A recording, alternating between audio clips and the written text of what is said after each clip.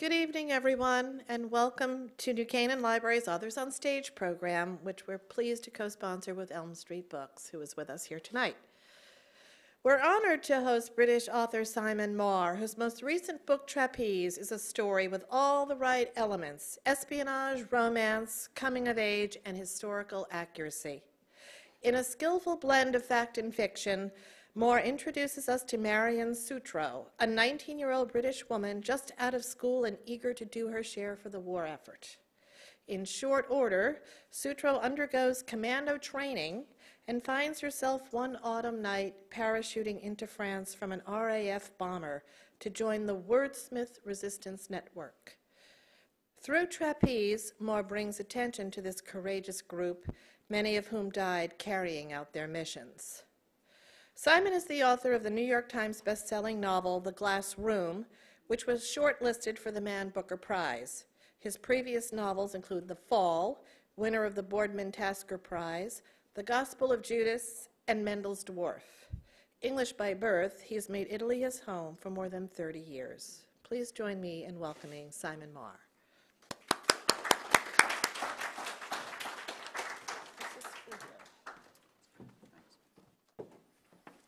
Thank you very much. Is that okay? Yes, perfect. Get it right. Thank you. I'm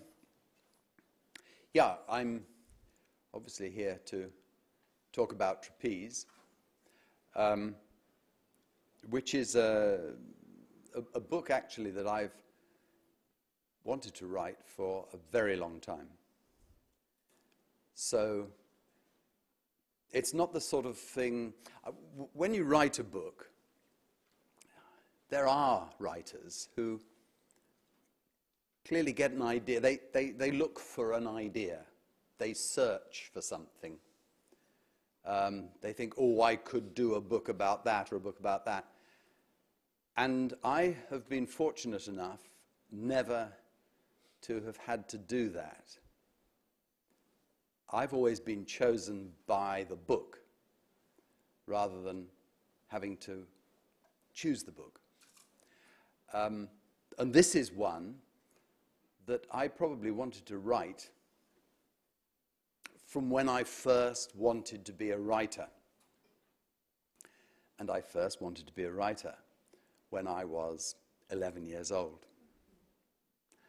I've written actually quite a few books. I mean, this is my 10th novel, so there are others, and they've chosen me in a variety of ways. The Glass Room was mentioned, which was my last novel before Trapeze. And The Glass Room chose me because I visited a house in what is now the Czech Republic in about 1993. And the house struck me then as being beautiful. I revisited it 10 years later, and 10 years later I thought, there's a novel. Now, something had happened in those 10 years to my view of the house, but I can date quite precisely when the idea occurred. But Trapeze has been with me since I was about 11 years old. So it's very much part of me. In fact, my very first novel was concerned with SOE. You will not have read it. You needn't be ashamed of not having read it. Almost nobody has read it. You can, if you search diligently, and I hope you all will later this evening, on Abe Books, find the occasional copy of my first novel going for around about $150 or something. It's sort of collector's item. But it was based partly on the same organization. And the reason I wrote that in the way I did was because I didn't feel confident enough at that stage to write this one. I should explain. And in fact, I've just been talking to somebody who's here about this very thing. In 1943, my mother was a young woman. She would have been 23. And she served in the Women's Auxiliary Air Force in Britain. And she was posted to what was then Fighter Command headquarters north of London. Now, this was in 1943. It wasn't in 1940, of course. In 1940, headquarters Fighter Command had been in a state of complete chaos and panic during the Battle of Britain.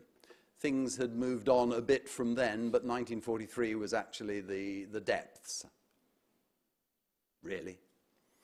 So everything was still pretty grim, and my mother was working as what was called a filter plotter.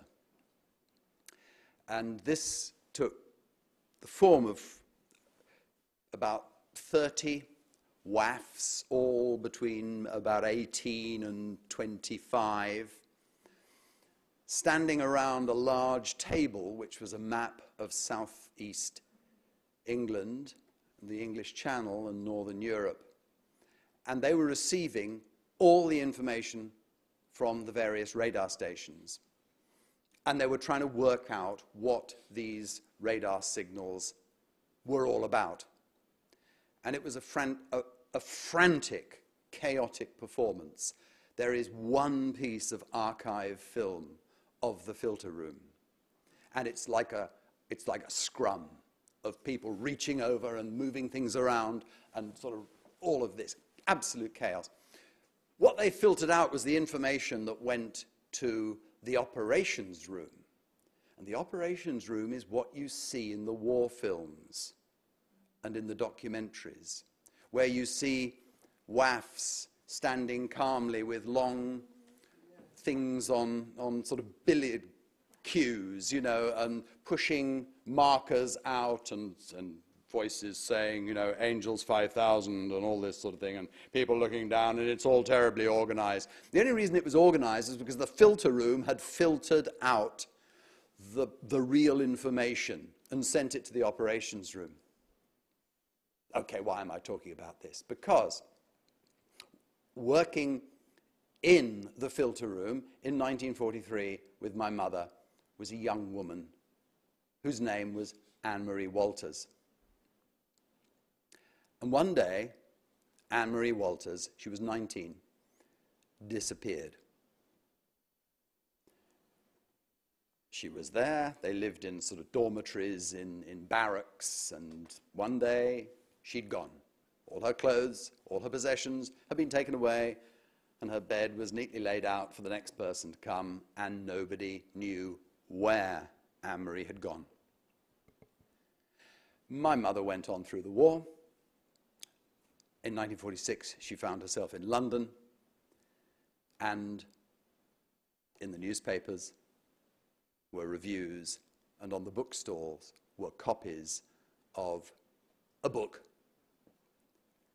And the name of the book, might as well plug it. I shouldn't be doing this because it's a different publisher, but the name of the book was Moondrop to Gascony. And my mother bought it, opened it, and said to herself, that's what happened to Anne-Marie. Because it was the story of a woman at the age of 19 who'd been recruited to the Special Operations Executive, trained up as an agent, parachuted into France to work in liaison with the French resistance. And my mother gave me her copy of Moondrop to Gascony. And I still have it, and it's actually got my mother's name in it, but it's her maiden name because she didn't marry my father until 1947. And it says Pamela Thomas, and then underneath it in the same writing is my name. And she gave it to me to take away to boarding school when I went to boarding school, because that's the sort of thing you do to British children, particularly in the 1950s. You send them away to boarding school, which is a sort of prison. It's a sort of prison where you hope that along with the confinement and the punishments goes a sort of education as well. And I had this book with me then. And it's a wonderful book, and that's where my interest in this thing was first sparked. And I finally got to dealing with this, but not from the non-fiction point of view, but from a fictional point of view. I'm a novelist, and I deal in fiction, but I like to think that my fiction is grounded in quite a lot of historical truth. And what I've attempted to do with Trapeze is give an impression of what it was really like. Now, even Anne-Marie Walters, in her book, she tells you what she did. It's fascinating to read. I can recommend it. But I always feel that you need a novelist to tell you what it was like. And bizarrely enough, the novelist does not have to have done it, which is one of the peculiarities of novel writing. Possibly it's one of the things that makes it very difficult. Possibly it's one of the things that means that most people are not novelists. My idea was to try and get across to the reader actually what it felt like to be a 19-year-old woman recruited into this peculiar organization. And I hope I've succeeded. And as you leave, you can buy a copy and find out if I have. But what I want to do is to obviously talk a little bit about the story and say a little bit about what goes on, what the story is, what it was like, what this organization was. It's called the Special Operations Executive, known as SOE, but it went under lots and lots of different names. It sort of invented, and indeed Marianne Sutro in the novel goes under lots of different names. You had names, you made up names for yourself all the time. It was known as the Inter-Services Research Bureau by many people. I mean, that was actually what was on the plaque outside the main entrance to the headquarters, which were in Baker Street in London. And I hope at least some of you think Baker Street. Not at 221B Baker Street, which doesn't exist, but is where Sherlock Holmes had his lodgings, of course. This was further down towards sort of, the edge, towards Bayswater Road. It was sort of Marble Arch. It was, I think, 48.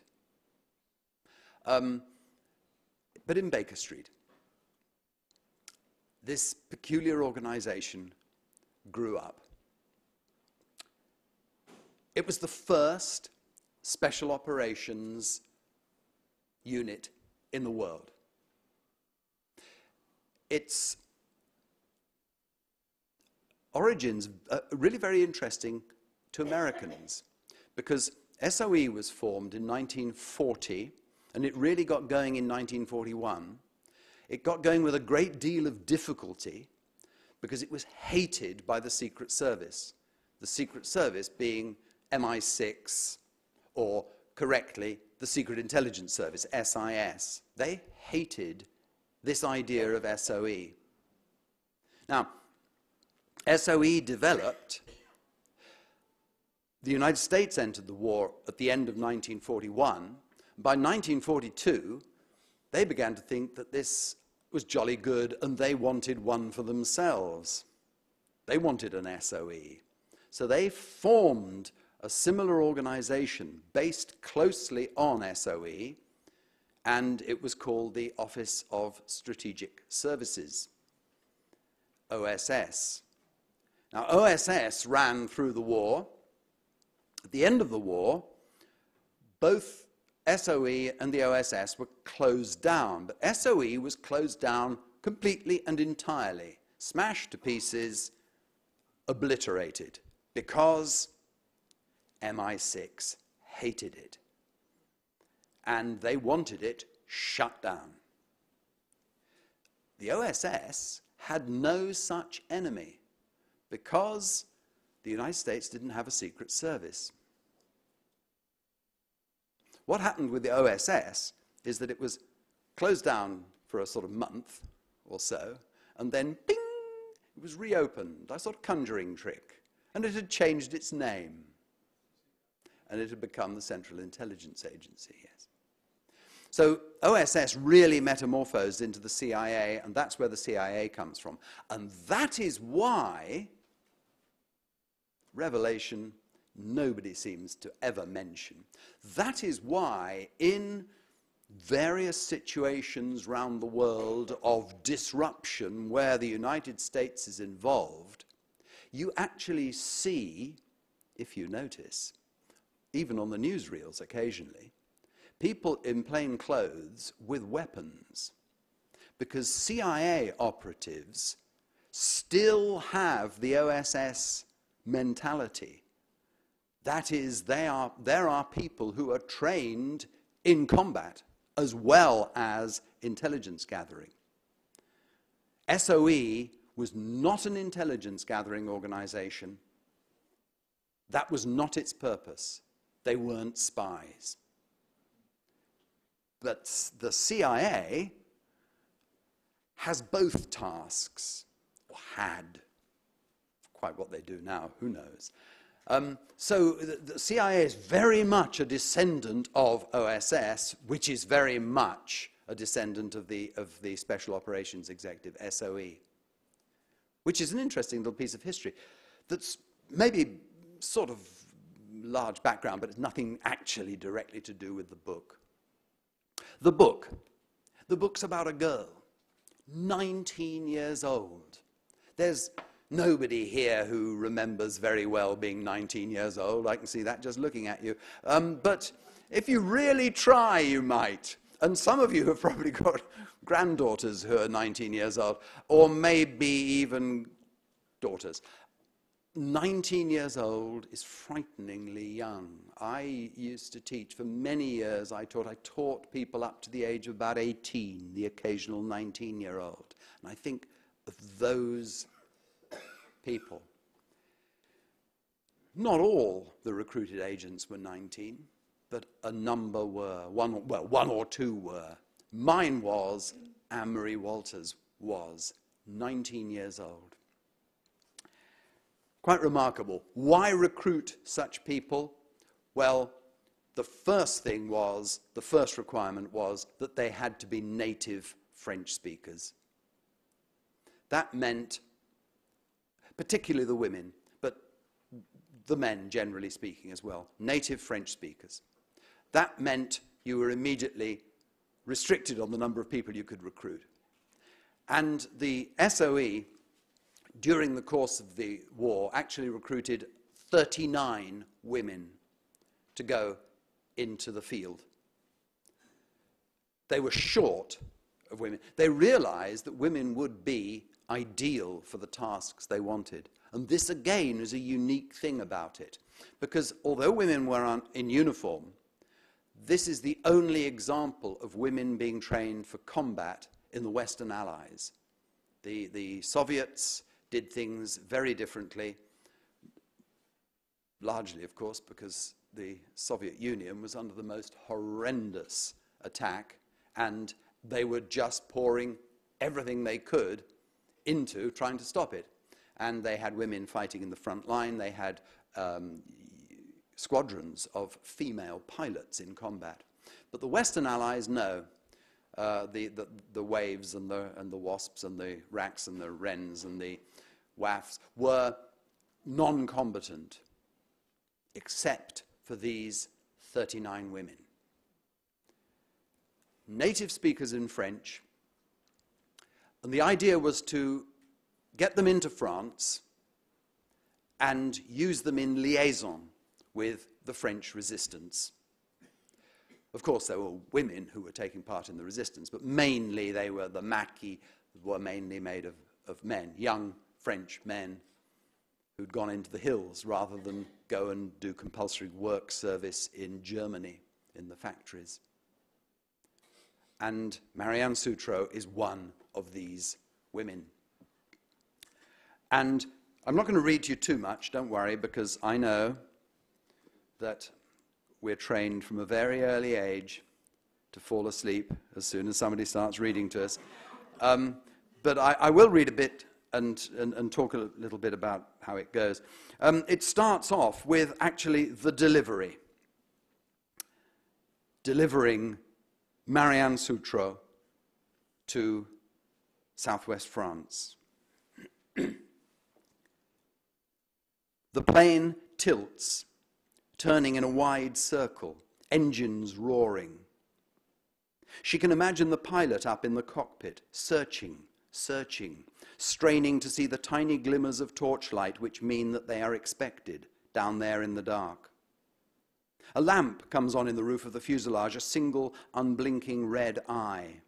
The dispatcher gives the thumbs up. "He's found it!" There's a note of admiration and triumph in his shout, as though this proves what wonders his crew are able to perform, to come all this way in the darkness, 800 miles from home, and find a pinprick of light in a blackened world. The pinprick, of course, being a couple of French farmers with a torch. He attaches the static line from their parachutes to the rail in the roof of the fuselage and double-checks the buckles of their harnesses. The aircraft makes one pass over the dropping zone, and she can hear the sound of the containers leaving the bomb bay and see them flash beneath, their canopies billowing open. Then the machine banks and turns and steadies for the second run. "Your turn now!" the dispatcher yells at the pair of them. "Merde alors!" Benoit mouths to Marianne and grins. He looks infuriatingly unconcerned, as though all this is in the normal run of things, as though as a matter of course people throw themselves out of the aircraft over unknown countryside in the middle of the night. Merde alors. She sits with her feet out through the hole in the slipstream, like sitting on a rock with your feet in the water, the current pulling at them. Benoit is right behind her.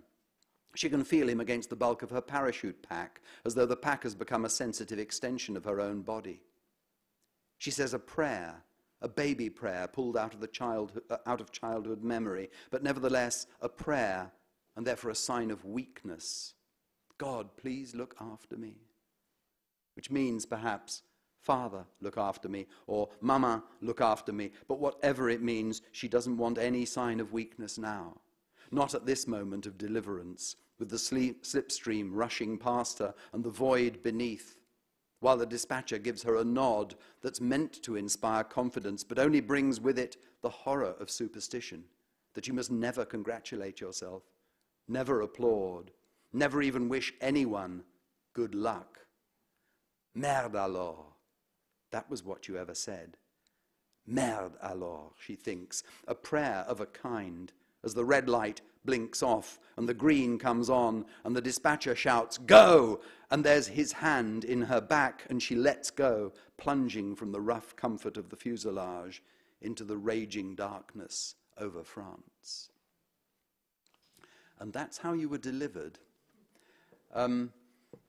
The ultimate in unsafe air travel. Now, that's right at the beginning of the book, and what it then does is flip back, and it relates how she got there.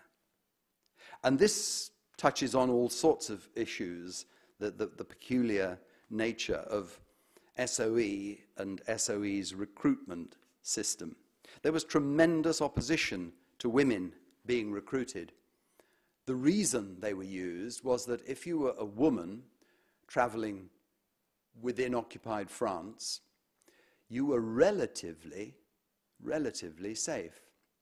If you were a man, a young man, 30 years old, you're very suspicious. Where are you going? What are you doing? Why haven't you been drafted into compulsory service and taken off to Germany? They had sort of, not spot checks, they had barrage, where they actually stopped young men, bundled them into trucks and sent them off to Germany to work in the factories.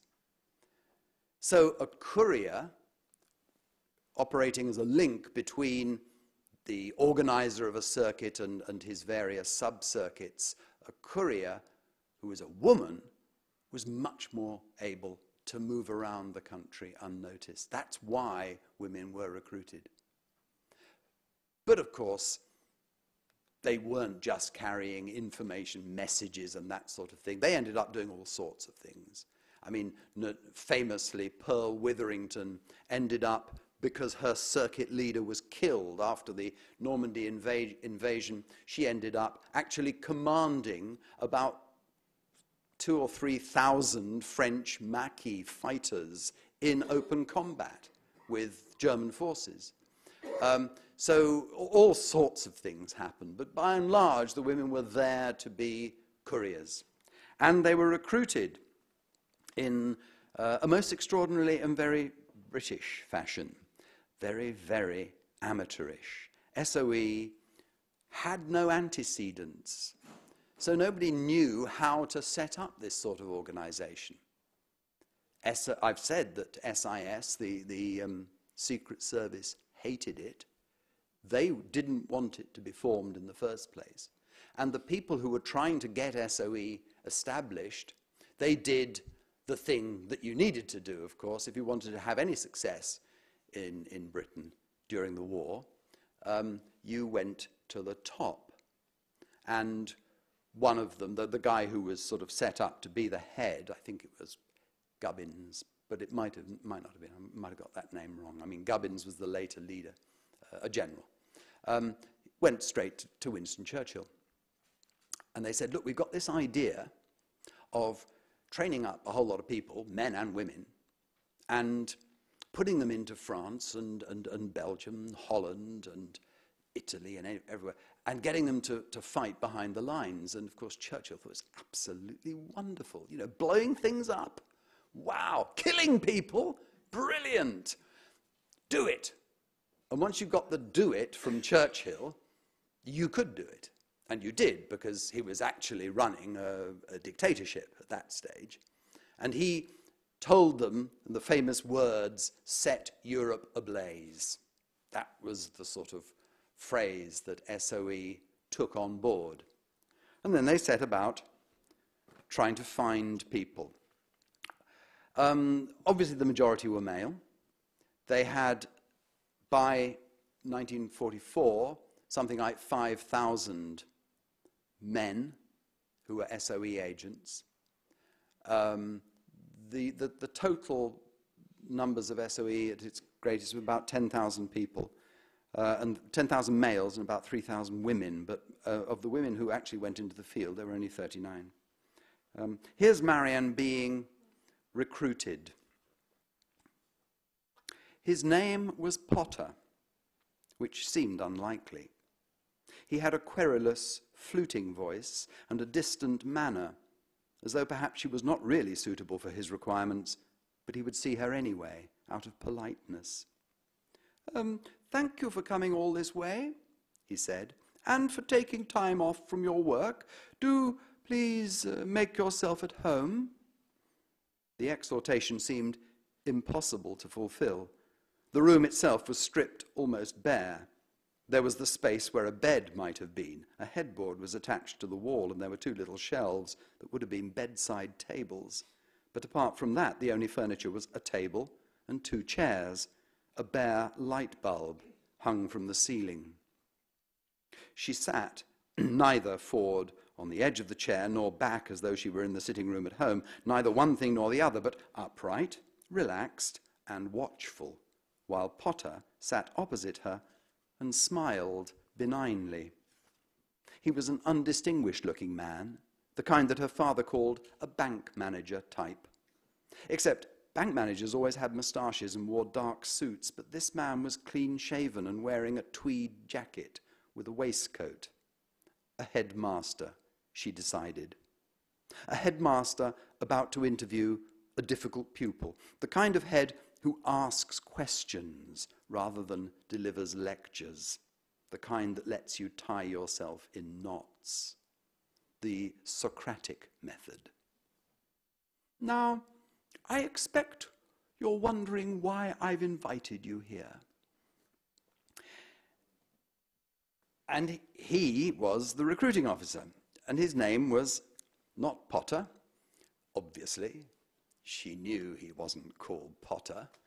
He called himself sometimes Major Potter, at other times Mr. Potter, but his real name was Selwyn Jepson. And he did sound rather like that, and he was terribly self-conscious about it, because he exists on record. There's an interview with him on tape, on disc, available from the Imperial War Museum, and you can hear him talking about his recruitment during the Second World War. He actually said, I had a normal voice originally, and then I got laryngitis very severely when I was a young boy, and something happened to my voice, and I've been self-conscious about it ever since. So this poor guy, he was a novelist. Oh dear. What a disastrous idea. Put a novelist in charge of recruitment. He wrote thrillers, and he was fairly successful both before and after, and I think he wrote some screenplays as well. It was that sort of world, I'm afraid, SOE. There were an awful lot of people who, you know, were sort of doing it as a jolly good wheeze.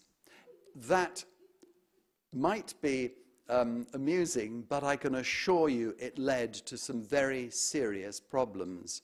There were some disasters in SOE's history, and a lot of them were because there was a huge degree of amateurism, unfortunately. The agents on the ground were by and large fantastically courageous. They were, on a number of very serious occasions, let down by people back at headquarters. This is all part of history, and I haven't got time to go into it now, but the amateurism had its downside, definitely. Once they were recruited, and the recruitment was all terribly sort of tangential, sort of oblique. Would you be interested in doing some work for France? Yes, so you're talking to somebody who's, you know, is native in French. Yes, and of course they start thinking, well, you've got the Free French Forces in London, so something to do with that, you know. Or Algiers, you know, where there was the sort of whole lot of turmoil going on, and there were the French forces in Algiers, and but he had other designs on them, and they were sent off. There was a brief introductory course just to see whether you really were suitable, and then you were sent off to the west coast of Scotland, and you were turned into a sort of commando. Now, you see, the commandos were being invented at the same time, and it's the two together, SOE and the commandos, that come together to create what we now think of as special forces. And the whole of a huge area of the west coast of Scotland was sealed off. It was a military area. There was no problem about the locals. You didn't have to move the locals out of the villages because no West Coast Scotsman have ever been known to talk to anybody. So that was perfectly secure, and that area was used as a huge training area. They took over a number of houses, hunting lodges, that sort of thing, big stately homes in Scotland, which they used as the base. And I tried to get to the one where Marianne Sutro was trained, which by remarkable coincidence is the one in which Anne-Marie Walters was trained. And it's almost inaccessible even now. It's on Loch Morar, and I've lived in Scotland. I've climbed mountains in Scotland. I know Scotland. I didn't need to go to it to know exactly what it was like. The lodge was a curious mix of military camp and university reading group, a world of much huffing and puffing, of pipe smoke and whiskey and the smell of damp tweed. Outside, it rained. It's midsummer, of course. Inside, there was a blazing fire, and after dinner, an open bar where the staff watched, so the story went, to see how well you handled alcohol. Much of what the students knew was the product of rumor and speculation, imagination filling the vacuum of secrecy. What exactly was this organization that had recruited them? The Special Operations Executive, Emil said, but how did he know? And what were its aims? And why on earth were they shut away like this in the wilds of Scotland amid the damp and the midges? Thus, united in ignorance, the students drew together in some kind of camaraderie, in the way that prisoners unite against the common enemies of deprivation and discomfort. There is a story that one of these women, girls, on an assault course, stumbling through the sodden heather, climbing up over hills and fording streams, turned to another one of the girls and said, "Do you know what we're doing here? I applied for a course as a bilingual secretary." And once they got through all that, and it took about 6 weeks, this commando training, they then did a quick parachute course, 5 days down in Manchester. And by the end of it, you'd done 3 parachute drops from an aircraft flying over Tatton Park. The airfield they used is now Manchester Airport. It was then Ringway, which was an RAF base. And then you were moved on for the final course, the final training, which was the School for Spies. And they'd set up a number of schools in a number of country houses around Beaulieu. Now, Beaulieu is in the New Forest, and people here may know of it. It's the home of Lord Montague of Beaulieu and the home of one of the largest collections of vintage cars in the world. It's very famous. But during the Second World War, it was SOE's property. They took it over. And houses out in the New Forest were taken over for the different sections. So the Dutch section would have one house and the French section would have another. The Belgian section would have another. And they were all coordinated from the main house. This was the School for Spies. Country houses became a sort of real thing with SOE, so much so that one wag said SOE didn't stand for the Special Operations Executive, it stood for Stately Homes of England. And in the Beaulieu houses, they were taught to be clandestine undercover agents. At Beaulieu, any pretense about what they might be doing was set aside. This was training for the clandestine life. A school for spies, someone said. They'd given her a field name, and that was how she was to be known. Alice. Alice. It seemed fitting. The school was based in a large country house tucked away in the middle of the New Forest. But everything was French. All casual conversation was French. Even the reading material was French.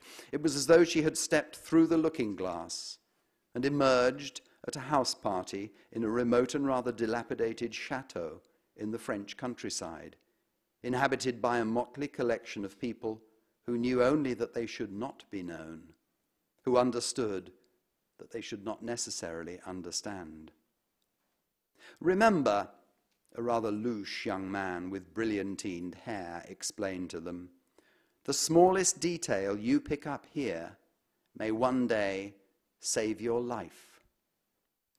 A recent arrival from France, he spoke about the intricacies of the rationing system and the problems of day-to-day life. France is no longer the place you knew before the war. You'll arrive there and you will be strangers in what you think is your home. Don't walk boldly into a cafe and ask for café au lait. There's probably no milk, and there certainly won't be any coffee. And when you've got whatever it is they give you, roasted acorns probably, or chicory, don't ask for sugar to stir into it. There is no sugar. All you've got is saccharin. If you do ask for sugar, They may wonder where you've been for the last 2 years. There was advice on how to comport yourself in a country whose leadership you loathed and whose views you hated, how to blend in and how to fade away, how to see without ever being seen. Pour vivre heureux, vivons cachés, the lecturer insisted, quoting someone. To live happily, live hidden. And the total training took about, 6 weeks in the Highlands, 4 weeks at Beaulieu, and a week parachute training. And then the authorities would decide which circuit you were to go into, and your departure would be planned. There were a number of ways of getting people in. One was by light aircraft, but the majority went in by parachute. A little personal note. I've talked about my mother. I'm now going to talk about my father. The crews that flew them belonged to Special Operations Squadron. There were 2 such squadrons. There was 138 Squadron that was based at Thamesford near Cambridge in England, and there was 624 Squadron that was based in North Africa near Algiers, a place called Blida. And my father flew for 624 Squadron. So he actually dropped supplies and agents into southern France, Italy, the Balkans. So there's another part of, you can begin to see why I've been particularly interested in all this from the word go. He always said that in England it was all terribly serious, and at Thamesford it was all very secret. You'd go to your aircraft, your crew would assemble, and then a car would draw up alongside, and a sort of shadowy figure would be bundled out and stuffed in the back of the aircraft, and off you went. He said it was completely different. It was the Mediterranean. It was completely different in North Africa. They used to go to parties at the SOE base in North Africa, which was in a rather good beach club called the Club des Pins.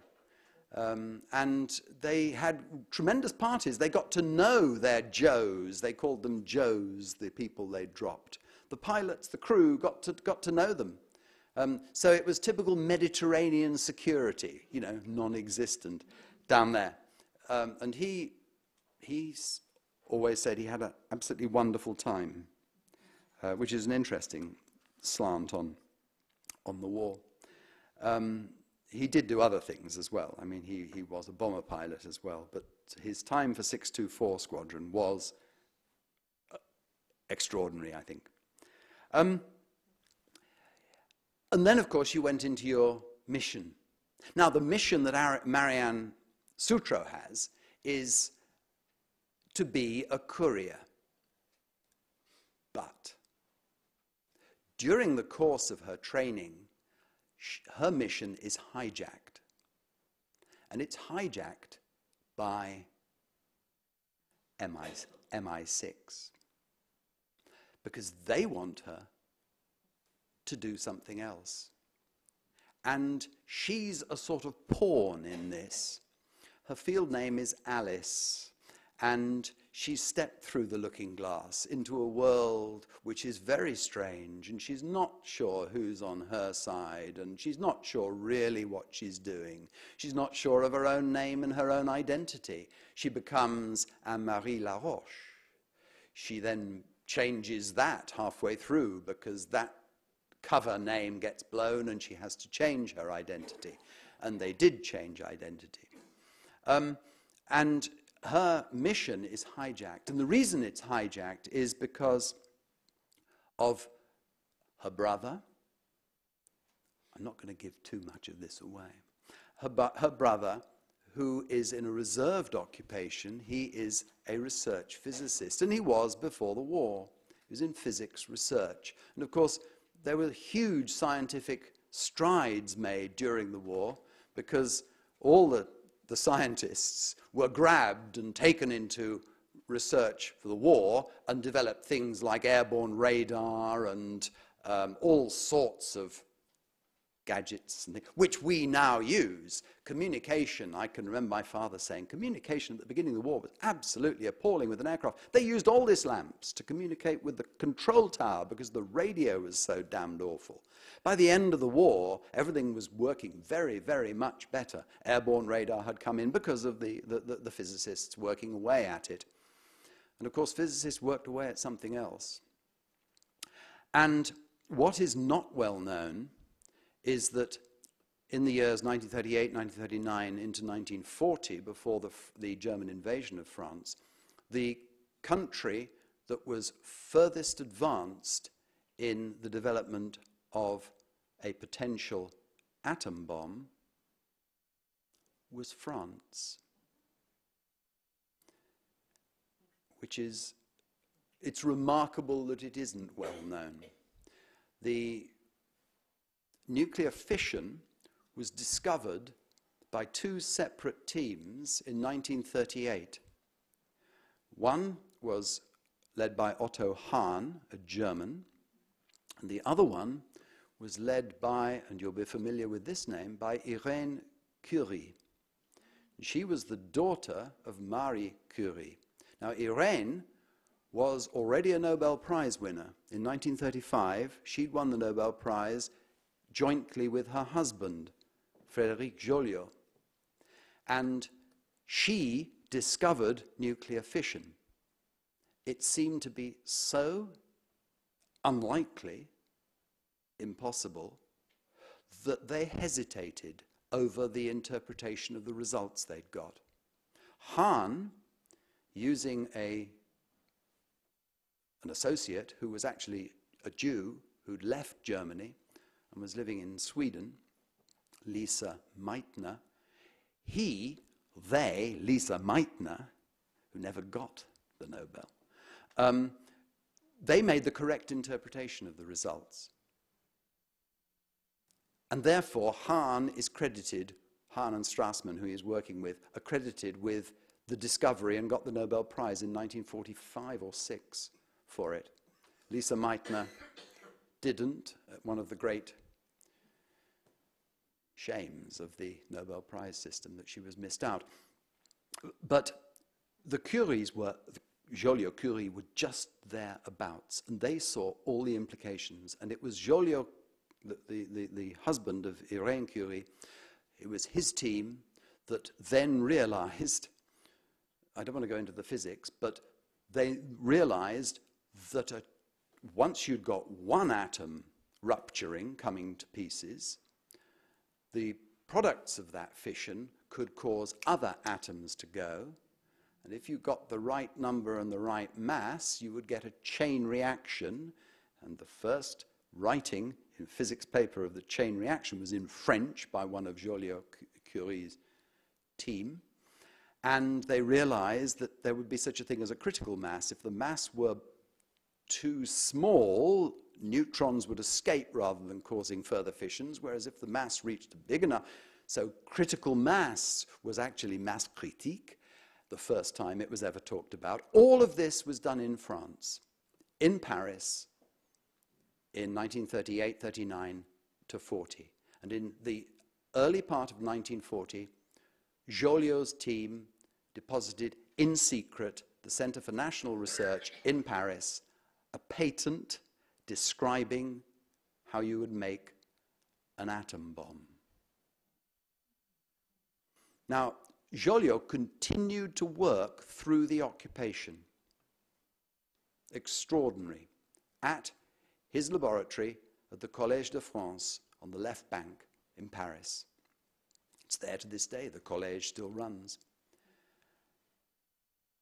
And Marianne's mission gets sidetracked by the Secret Intelligence Service because of this.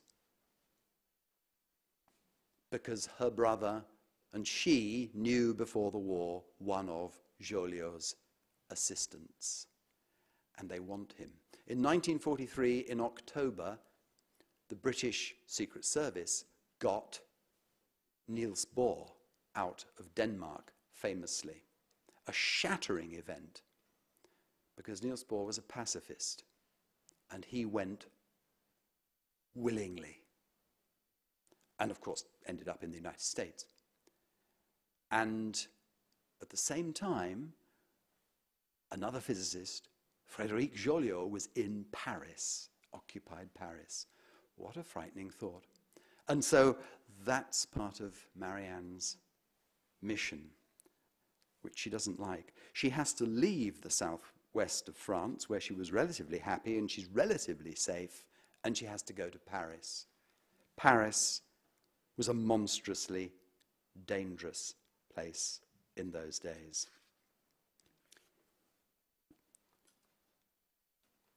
She's traveling to Paris. She's carrying in her luggage 2 radio valves to give to a radio operator she's got to make contact with in Paris. She's also carrying 2 radio crystals, and she's carrying them in a manner that is not available to mail couriers. Gare d'Austerlitz, early morning. The Feld Gendarmerie have set up a barrage at the head of the platform with trestle tables and soldiers going through people's luggage. Queues have formed. 1 or 2 people, officials, men in uniform, a mother with her children, are waved through, but everyone else has to queue. Alice stands in line with the crystals nudging her womb. A story did the rounds at Bewley. One agent, carrying his wireless set in a suitcase, was faced with just such a search. Noticing a woman with a baby in her arms and 2 young toddlers trailing along behind her, he lifted the younger child into his arms. "Let me help," he said to the harassed mother, and, along with his newly acquired family, he was waved through the checkpoint without being searched. True story. No such brilliance here. Only the slow plod forwards in line, until finally Alice reaches the front of the queue, puts her suitcase onto the table, and opens it. She stands indifferently while the policeman sorts through her clothes, waiting for him to find the wireless valves. Her heart beats loudly. Surely he can hear it. But somehow her mind seems calm, as though she's about to go on stage, and she knows her lines, and the tension is what she needs to play her part well. "What is this?" The racket of the mainline station is all around, enveloping her with its echoes from the roof, a stunning contrast to life in the countryside at Lussac. Even Toulouse seems a small town compared with this. "Those? Oh, they're for a friend," she shrugs. "His wireless is broken, and he wants to listen to Grossdeutscher Rundfunk, and he can't find spares for love nor money. I managed to find something in Toulouse. I hope to goodness they're the right ones." She smiles at him. He's young as she. And being male means that he looks even younger, because those things that happen to men, the hardening of the features, the toughening of the jaw, the rough growth of stubble, have not yet happened to him. A mere boy. The boy turns the valves in his hand, then glances up at her and returns her smile. "Good," he decides, then tries it in French. "Ça va. Vous pouvez aller." "Pardon?" "Allez," he repeats, "allez." She feels a small stir of triumph deep inside her where the crystals lie. Of course she may go. Why on earth would he wish to detain her? She smiles at him, takes up her suitcase, and makes her way to the ladies' cloakroom. In the cubicle, she drops her knickers and hitches up her skirt and squats, feeling with her finger, probing inside and levering out the package of crystals. Then she opens her case, wraps them in a towel, adjusts her clothing, and goes out. And she's got into Paris.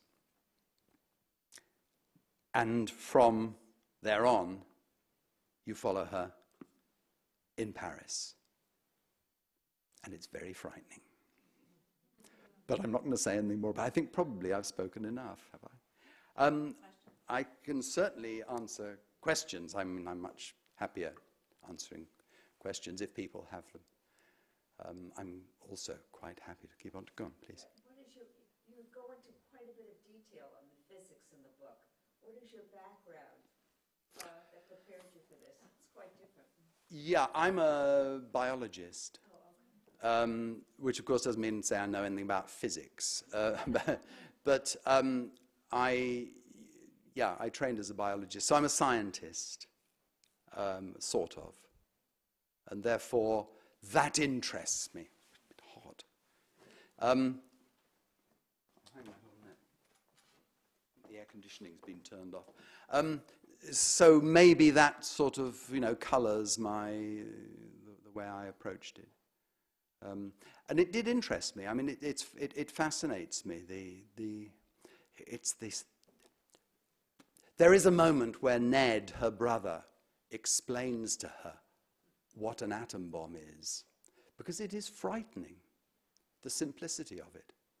And we now know, you can now look on Google, and you can find, Wikipedia entry and all sorts of things which show you exactly how the Hiroshima bomb worked. Exactly. You used not to be able. This is really relatively new. When I was in the 50s and 60s, I don't think this was known. It would have been by physicists, not generally available.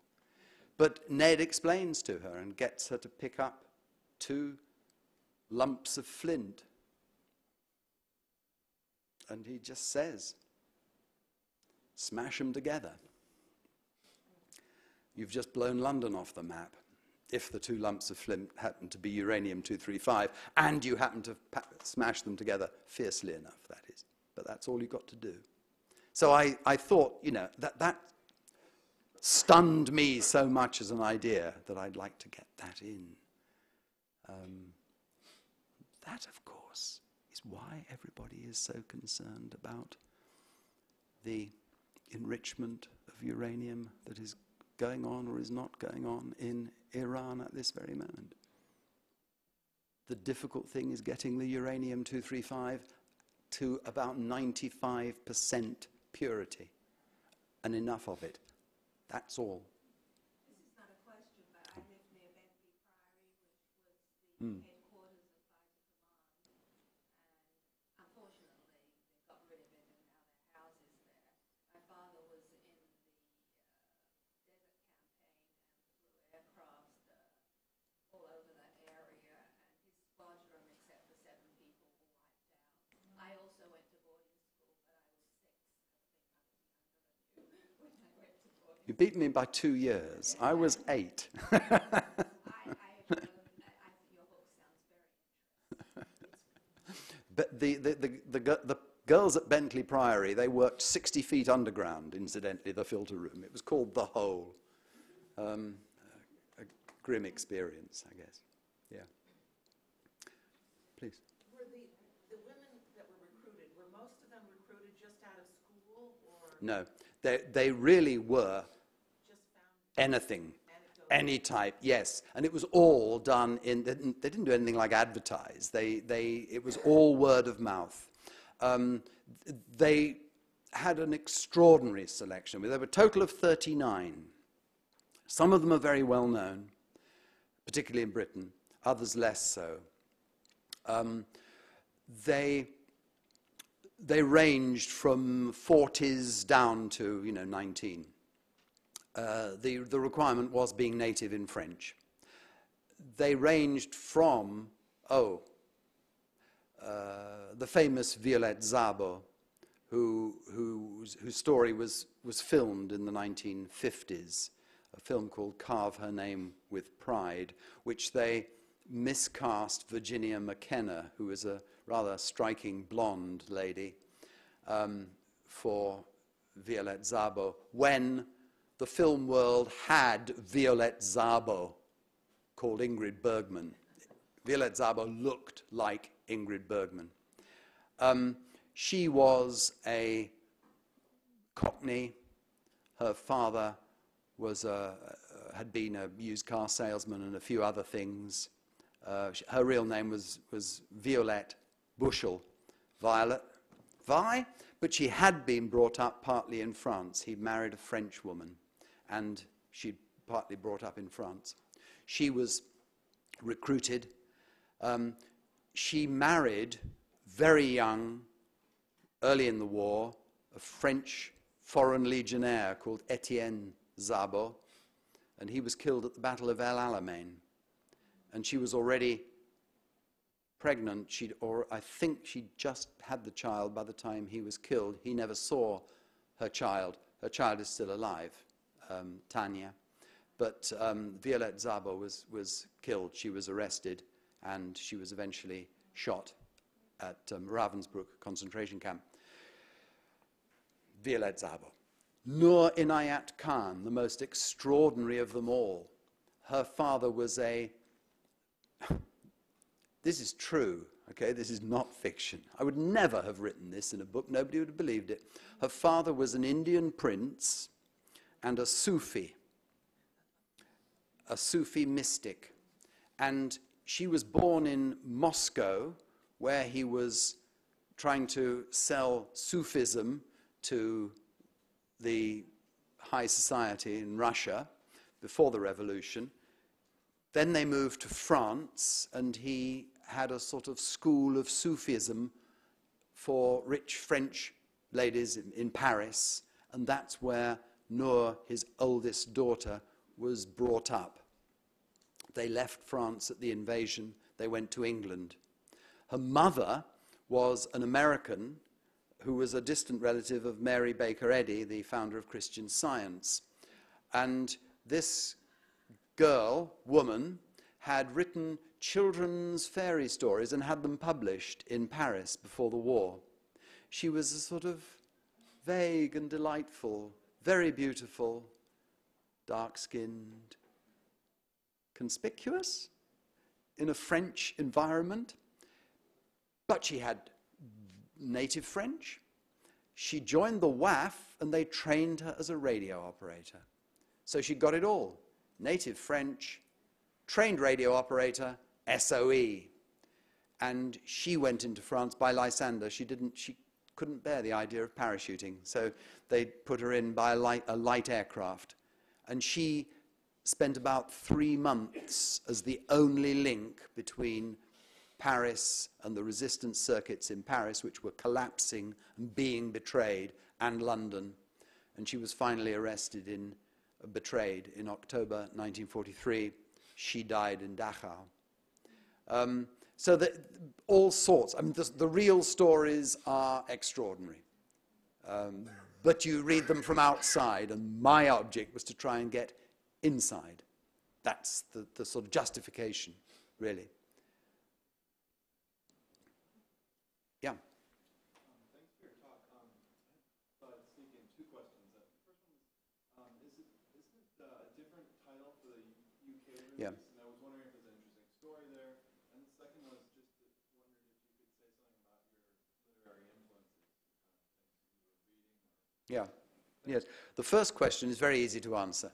And it's actually, unfortunately, not very interesting as a story. The book in Britain is called The Girl Who Fell from the Sky. In 2009, I think, there was a book published in the United States which had reasonable success called The Girl Who Fell from the Sky. And I saw that and I said, I don't think it's a good idea to have the same title. My American publishers agreed with me. We fell back on Trapeze, which had always been my working title for the book. And it's the daring young girl on the flying trapeze. That's the sort of idea behind it. And a sense of swinging backwards and forwards, maybe. But it had to be changed for the American edition, that's all. My influences. This is a question one does get asked, and I sort of tend to try and throw it back, because I don't think a writer ought to be aware of the influences on him or her. And I think if you get an answer from a writer about that, then it's probably not true. Although the writer might think it's true. Who do I like and who do I read? I can answer that, but I can't say whether they have obviously influenced me. I mean, one of the greatest writers of the 20th century, one that I love absolutely and think was quite extraordinary, is Nabokov. I have no idea, I would never dream of suggesting I come anywhere near him or I think am influenced by him, but goodness, have I been impressed over the years. And, you know, I can name other names like that. Possibly the people I read when I was young. I haven't read Graham Greene since Travels with My Aunt. And I have a nasty suspicion that Graham Greene has dated very badly. But I would think he might well be have been an influence, because I did read him a lot when I was in my teens. Evelyn Waugh, who has not dated badly, who will never date because he was the most perfect writer of English. I think absolutely wonderful.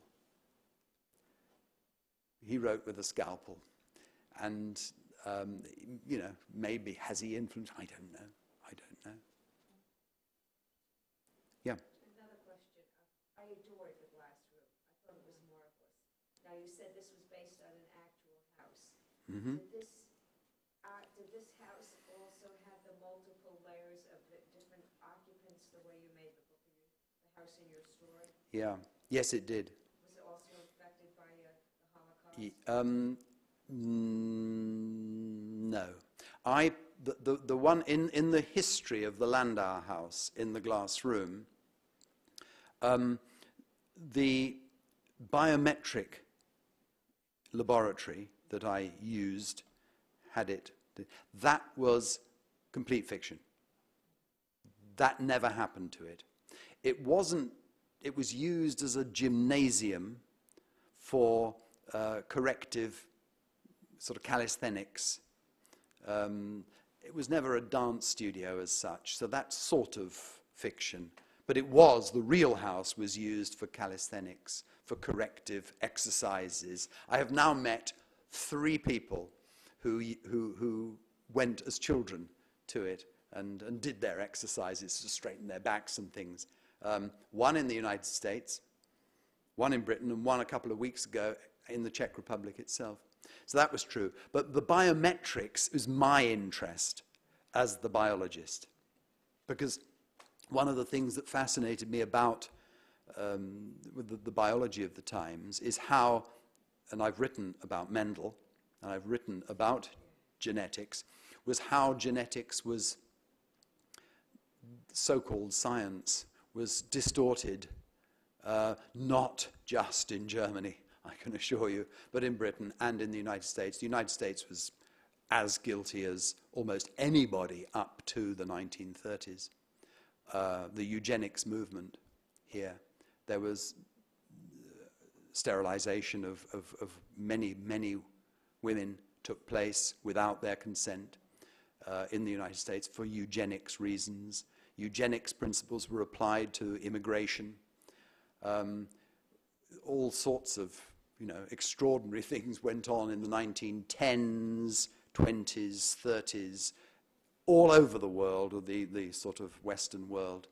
And it has interested me in a sort of gruesome way how biology could be manipulated and go off people who genuinely thought they were doing good. And of course that merges in Germany with the most horrendous events. And it's a very, very peculiar thing.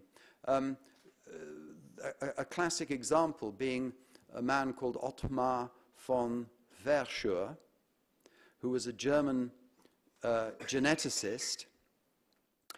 He carried out all sorts of biometric measurements on human beings, trying to identify race differences and things like that in the 1930s.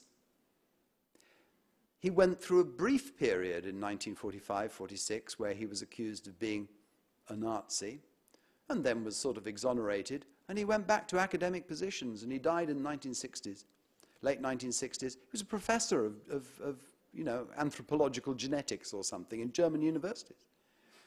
Now, one of his students was called Mengele. So that, that interested me, but I was very interested in showing we all know, and we've read countless books about the camps, and I was interested in trying to show the non-dramatic side of it, the sort of, this idea of measure. So I invented all that part of it. Yeah, but the house is real. You live in Italy. Yeah. What is your daily language spoken? In the family, when you live in Italy, you speak Italian. Italian. Yeah. Now, your books over there are published in Italian. Yes, in translation. Yeah, but I'm English. And I've managed not to... I've been aware of it as a potential problem. I've lived in Italy for 35 years, and obviously interference can be very damaging. I've known many people who speak a sort of English with horrible insertion of Italian words, and I try and avoid that. And I've tried. I speak English at home. My two children, and that was actually useful to me in writing this book, my two children are, of course, completely native in both languages, in Italian and English, and they gave me good insights into what it was like for Marianne to be in this position. Because she's in England, but she's lived all her life in Geneva, and she's got half her family are in France. And I know people like that. And maybe I'm like that. My son lives in Germany and my daughter lives in Scotland. And, I can feel this. And it's quite important. And that interests me as well. Where do you live in Italy, and did you decide to move to Italy at the time you decided to make your life as a writer, or?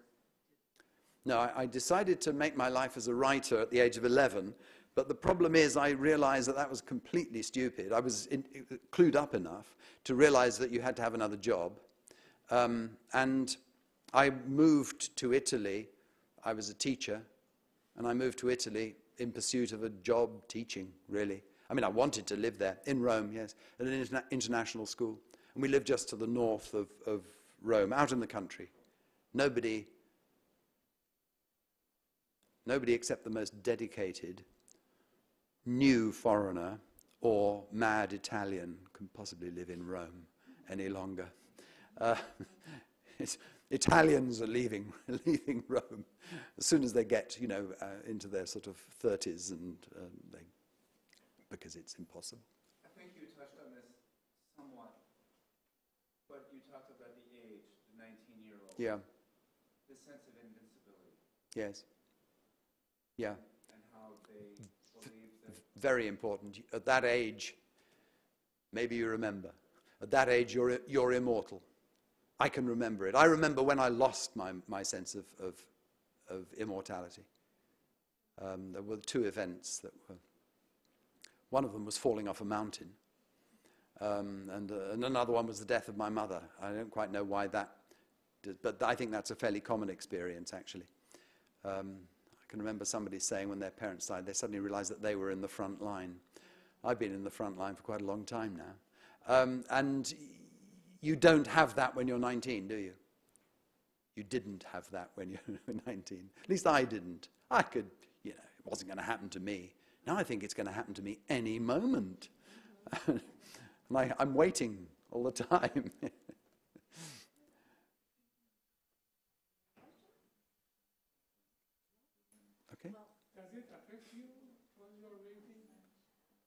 Sorry? Daily life, does it affect your daily life when you're renting?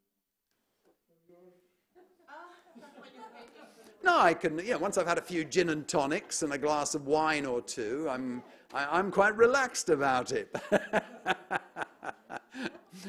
No, but if you stop and think about it, You're not obsessive about it. no, I don't think I'm obsessive. Ask my wife. I don't think I'm obsessive about it, but it does. I don't understand. I thought, when I was young, I thought that the old guys and girls had always been that age. I didn't realize I have terrible problems with these things. I gotta, where are they? And I don't seem to be able to manage them properly. But I remember when I was young, there were people who had these things, and they had obviously always had them. And it's quite disturbing to discover that you know. The other thing is, and this is maybe for a writer, is that there's a very large part of me inside that's still 19 years old. There's a sort of split, It's a silly, immature thing to do, isn't it? Write stories, even if you dress them up and make them, for adults. It's very self-indulgent. It's great fun. Okay.